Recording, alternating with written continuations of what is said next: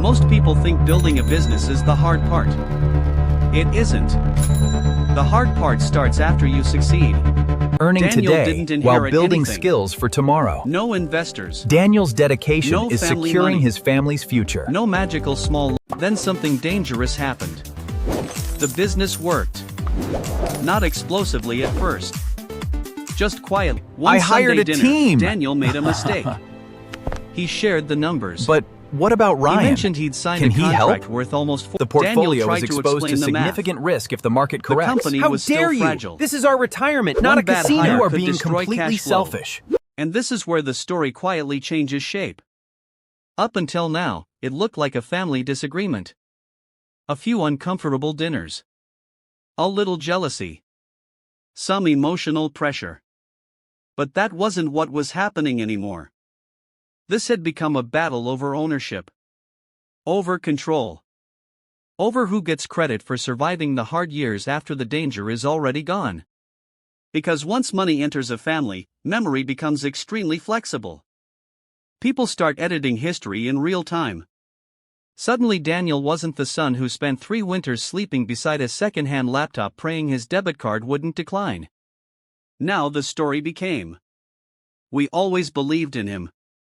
Which was technically true if believing means occasionally asking why he still wasn't making real money. For months, the pressure kept growing. His mother called almost every day. Sometimes crying. Sometimes disappointed. Sometimes speaking in that calm, dangerous tone parents use when they want guilt to sound reasonable. Ryan just needs one opportunity. You know your brother struggles. Family is supposed to help each other. And Daniel noticed something strange. Nobody ever asked what he needed. Nobody asked how many panic attacks came with building payroll from scratch. Nobody asked how many nights he stared at spreadsheets wondering which bill could survive being ignored for another week. Because people only admire sacrifice after it becomes profitable. Before success, sacrifice just looks irresponsible. Meanwhile, Ryan started casually inserting himself into conversations about the company. At parties he'd say things like, "We're expanding pretty fast. We might hire more people next quarter. We're looking into bigger clients." The most expensive word in business history. And the terrifying part? People believed him. Confidence creates credibility far more easily than competence does. Especially inside families where people want the story to feel fair. Because fairness sounds emotionally comforting even WHE. Then Daniel discovered something that explained everything.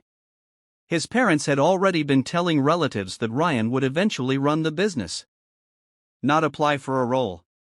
Not earn equity. Not learn the system. Run it. Like ownership was hereditary. Like the company was some old family restaurant passed down through generations instead of software built by one exhausted guy surviving on caffeine and fear. And honestly, this happens constantly in real life. Family businesses collapse for reasons that have almost nothing to do with markets or competition. They collapse because emotional logic starts replacing economic logic. The moment a company becomes successful, people stop viewing it as risk. They start viewing it as security. And security attracts entitlement like gravity. That's why inherited businesses often fail by the third generation. The first generation builds it. The second protects it. The third assumes it was always supposed to exist. Daniel could already see the pattern forming in real time. Ryan wanted authority without scars. Ownership without uncertainty. Status without surviving the lonely years when the business could have died every month. Because everyone loves entrepreneurship once the receipts disappear and the revenue arrives. Nobody romanticizes the part where you refresh your bank account 6 times before paying rent. Eventually Daniel stopped talking through his parents and confronted Ryan directly. No family dinner. No emotional audience. No careful diplomacy. Just 2 brothers sitting across from each other inside the office Daniel paid for himself. And for the first time, Daniel asked the question he'd been avoiding for months. What exactly have you contributed to this company? Ryan looked surprised. Not angry. Not defensive. Confused. Like the question itself was unfair. Because in Ryan's mind, contribution was never the point. Family takes care of each other, he said. And there it was. The sentence people use when they want access to something they didn't help build. Now to be clear, helping family isn't the problem. Most successful people help family eventually. The real issue is forced ownership disguised as morality. There's a massive difference between generosity and surrender. Daniel would have happily helped Ryan learn skills. Helped him financially. Even hired him someday if he proved capable. But that wasn't the demand anymore. The demand was symbolic. The family wanted public confirmation that Ryan mattered equally in the success story. Even if the math said otherwise. And this is where emotional systems become dangerous. Because emotions hate uneven outcomes. It feels uncomfortable when one sibling becomes financially successful while another struggles. So families often try to redistribute success emotionally even when they can't redistribute effort historically. But effort matters. Risk matters. Time matters. And pretending otherwise destroys businesses every single year. So Daniel went home that night and did something painfully simple. He opened the numbers. Every loan. Every unpaid invoice. Every month he almost failed. And the reality looked brutal. 3 years earlier, the company nearly collapsed because one client paid late. At one point Daniel had less than $400 left across every account he owned.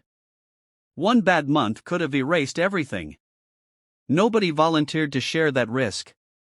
Nobody said, "If this fails, we fail together." But success changes the conversation completely. Once the danger disappears, people start treating the reward like community property. That's the hidden asymmetry of entrepreneurship nobody talks about enough. Failure is usually individual. Success suddenly becomes collective. And emotionally, that sounds compassionate. Financially, it can become catastrophic. Because businesses are fragile much longer than they appear successful from the outside. Revenue isn't stability. Profit isn't security. And growth can actually destroy companies if the wrong people gain influence too early. Daniel knew that. His parents didn't. To them, the company looked finished because the visible suffering had stopped. But underneath, the machine was still delicate. Payroll depended on timing. Clients depended on trust. Employees depended on leadership. One irresponsible decision could trigger a chain reaction. And suddenly Daniel realized something terrifying. His family wasn't asking him to share success. They were asking him to gamble the future of everyone working there just to protect family feelings in the present. The final conversation happened on a rainy Sunday evening. Nobody raised their voice. That almost made it worse. Daniel sat across from his parents while Ryan stared silently at the table, pretending this entire situation was somehow happening to him instead of because of him. And calmly, carefully, Daniel explained his decision. The company would remain under his control. Ryan would not receive ownership. Not now. Not later through pressure. Not through guilt disguised as loyalty. If Ryan wanted a future in business, he could build one the same way everyone else does. By risking something. By learning something. By surviving failure long enough to become useful.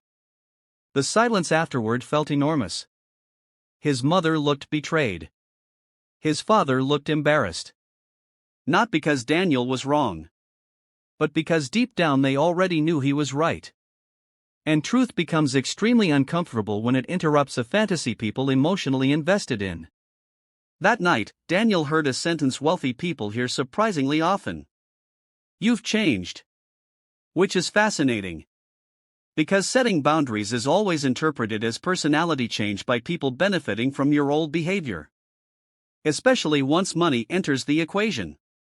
And that's the ugly contradiction nobody advertises about financial success.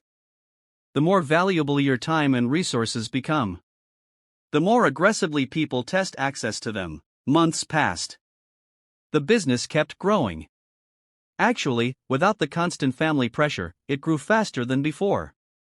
Daniel hired stronger employees, expanded operations, signed larger contracts.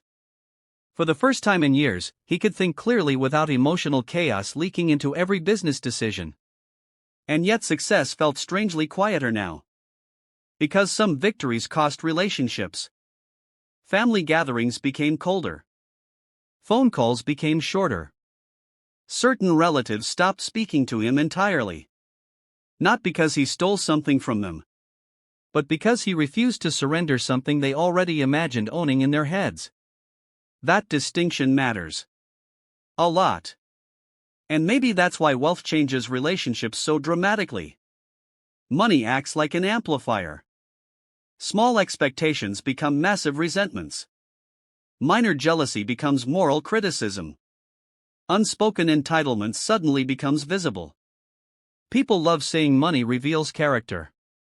But that's only half true. Sometimes money reveals dependency. Sometimes insecurity. Sometimes years of hidden comparisons silently sitting beneath family conversations. And sometimes success forces people to confront a reality they spent years avoiding. Life does not distribute outcomes evenly just because people share DNA. Years later, Daniel would still think about that period sometimes. Not because of the money. Not even because of the conflict. But because of what the entire situation exposed. Building the company was difficult. Of course it was. But strangely, success created problems failure never could. When Daniel was broke, nobody fought over ownership. Nobody demanded involvement. Nobody called him selfish for protecting what he built. Scarcity kept expectations small. Success expanded them instantly. And maybe that's the final uncomfortable truth underneath stories like this. People often say they want equality. But what they usually want is equal access to visible rewards. The invisible years are another story entirely. The fear, the uncertainty, the humiliation, the sleepless nights wondering whether all the sacrifice will eventually look stupid instead of impressive. Very few people volunteer for those parts. But once someone survives them successfully, everyone suddenly wants emotional credit for the outcome. And maybe that's why ownership matters so much. Ownership is memory made permanent. It records who accepted the risk when success was still uncertain. So the question isn't whether Daniel should have helped his family. The real question is this.